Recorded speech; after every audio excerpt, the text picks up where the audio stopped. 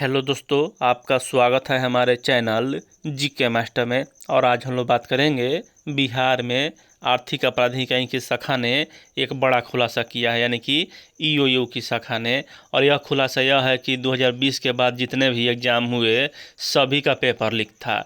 चलिए आपको पूरी अपडेट दिखाते हैं। और इसमें TRE 1 और TRE 2 भी शामिल है, और बिहार सिपाही और बिहार पुलिस का भी यहाँ पेपर लीक था। 67वीं BPSC का पेपर लीक था, यानी जितने भी एग्ज़ाम हुए 2020 से सभी का पेपर लीक था।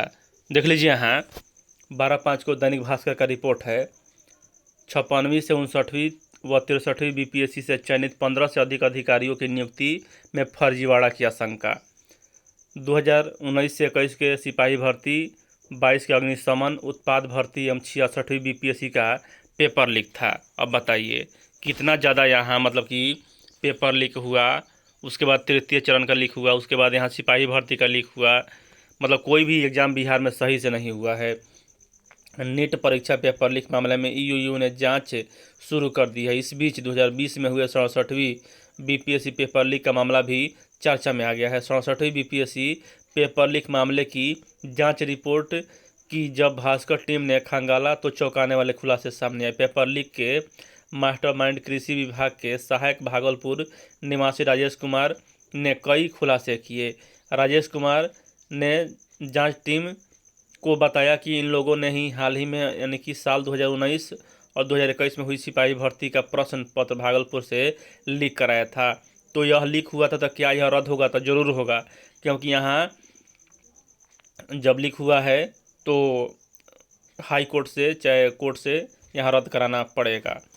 इतना ही नहीं, 2021-22 के उत्पाद सिपाही भर्ती का प्रश्न पत्र और मार्च 2022 में हुए अग्निशमन सिपाही बहाली का भी प्रश्न पत्र गिरोह ने भागलपुर से लीक कराया था। मामले में जेल गए सिवान के निशिकांत राय ने पूछताछ में स्वीकार किया है कि परीक्षा माफिया सुधीर ने 66वीं BPSC PT परीक्षा का हाथ से लिखा हुआ 60 प्रश्न दिया था, जो बिल्कुल सही था। अब बताइए, अब यहाँ जब अगर यह रद्द होता है तो BPSC से चयनित 15 से अधिक अधिकारी को नोटिस भेजा गया है और BPSC अधिकारी के वर्तमान पदस्थापन स्थल की जानकारी मांगी गई है। 67वीं BPSC प्रश्न पत्र लीक मामले की जांच जब आगे बढ़ी तो ईओयू को हैरान करने वाली कई जानकारियां मिली। अब ईओयू ने 2010 से 2022 तक बिहार लोक सेवा आयोग अध्यक्ष, प्रभारी अध्यक्ष, सदस्य, परीक्षा नियंत्रक, संयुक्त, यह सब को मांगा है। बड़ा सवाल, जो लीक में चार्जशीटेड थे वे अधिकारी कैसे बन गए? तो सब यहाँ पैसा का खेल था, तो अधिकारी बनने में उनका क्या दिक्कत था? जमानत पर बाहर आए रंजीत कुमार रजक 53वीं बैच के सीधे नियुक्त DSP हैं। वर्ष 2012 में कर्मचारी चयन आयोग की भर्ती परीक्षा में प्रश्न पत्र लीक में गिरफ्तार हुए थे और ईओयू उनके खिलाफ चार्जशीट दाखिल कर चुकी है, और यानी कि इसमें 2012 में यह जेल जा चुका है।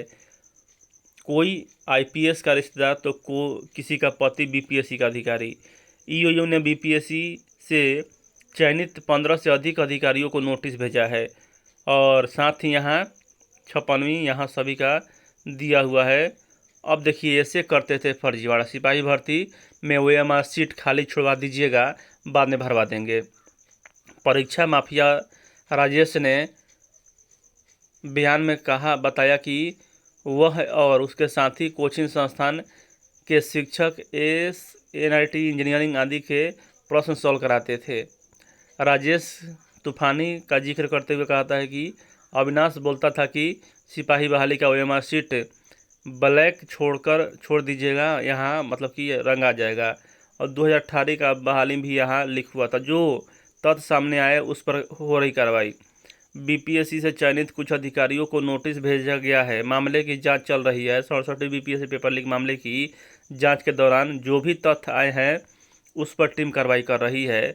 Nayyar Hasan Khan, ADG EOU. बताइए, 2020 के बाद जितने भी यहाँ वैकेंसी भर्ती हुआ है सभी का पेपर लीक था और सभी यहाँ रद्द होना चाहिए। अब देखिए, यहाँ बिहार लोक सेवा आयोग पेपर लीक में बड़े खुलासे जल्द होंगे, और TRE 1 और TRE 2 भी अगर देखा जाए तो यहाँ यह भी सही नहीं है, और इस पर भी कम से कम 25 केस चल रहे हैं और इसका भी रद्द होने की जो संभावना है वह अब बढ़ गया है, क्योंकि पर्याप्त सबूत है ईओयू के पास। जब यहाँ पेपर लीक की घटना हुआ तो टीआरई 3 रद्द हो गया, तो यहाँ टीआरई 1 टीआरई 2 सिपाही भर्ती और बीपीएससी 67वीं को क्यों ना रद्द किया जाए।